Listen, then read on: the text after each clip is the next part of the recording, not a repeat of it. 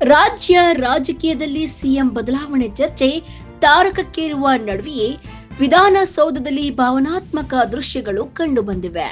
ಮುಖ್ಯಮಂತ್ರಿ ಸಿದ್ದರಾಮಯ್ಯ ರಾಜೀನಾಮೆ ನೀಡಲಿದ್ದಾರೆ ಎಂಬ ಸುದ್ದಿಗಳು ಹರಿದಾಡುತ್ತಿದ್ದಂತೆ ಕೆಲವು ಮಹಿಳಾ ಸಿಬ್ಬಂದಿ ಕಣ್ಣೀರಿಟ್ಟ ಘಟನೆ ಗಮನ ಸೆಳೆದಿದೆ. ಅಪ್ಪಾಜಿ ನೀವು ಹೋದ್ರೆ ನಮ್ಮನ್ನ ಕೈ ಬಿಡ್ತಾರೆ ಎಂದು ಭಾವುಕರಾಗಿ ಅಳುತ್ತಿದ್ದ ಮಹಿಳಾ ಸಿಬ್ಬಂದಿಯ ಮಾತುಗಳು ಅಲ್ಲಿದ್ದವರ ಮನಸ್ಸನ್ನು ಮಿಡಿಯುವಂತೆ ಮಾಡಿವೆ.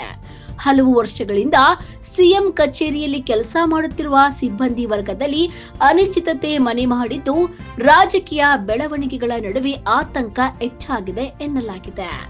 ವಿಧಾನಸೌಧದ ಒಳಾಂಗಣದಲ್ಲಿ ನಡೆದ ಈ ಭಾವನಾತ್ಮಕ ಕ್ಷಣಗಳು ಈಗ ರಾಜಕೀಯ ವಲಯದಲ್ಲೂ ಚರ್ಚೆಗೆ ಗ್ರಾಸವಾಗಿವೆ. ಮುಖ್ಯಮಂತ್ರಿ ಸಿದ್ದರಾಮಯ್ಯನವರು ನಾಳೆ ಮಹತ್ವದ ಹೇಳಿಕೆ ನೀಡಲಿದ್ದಾರೆ ಎಂಬ ಮಾಹಿತಿ ಮಧ್ಯೆ ಅವರ ಬೆಂಬಲಿಗರು ಹಾಗೂ ಸಿಬ್ಬಂದಿ ವರ್ಗದಲ್ಲಿ ಕುತೂಹಲ ಮತ್ತು ಆತಂಕ ಎರಡೂ ಹೆಚ್ಚಾಗಿದೆ. ಇನ್ನೊಂದೆಡೆ ಕಾಂಗ್ರೆಸ್ ಹೈಕಮಾಂಡ್ ಮಟ್ಟದಲ್ಲೂ ಚರ್ಚೆಗಳು ಜೋರಾಗಿದ್ದು, ರಾಜ್ಯ ರಾಜಕೀಯದಲ್ಲಿ ಮುಂದಿನ ನಡೆ ಏನಾಗಲಿದೆ ಎಂಬುದರ ಮೇಲೆ ಎಲ್ಲರ ಕಣ್ಣು ನೆಟ್ಟಿದೆ.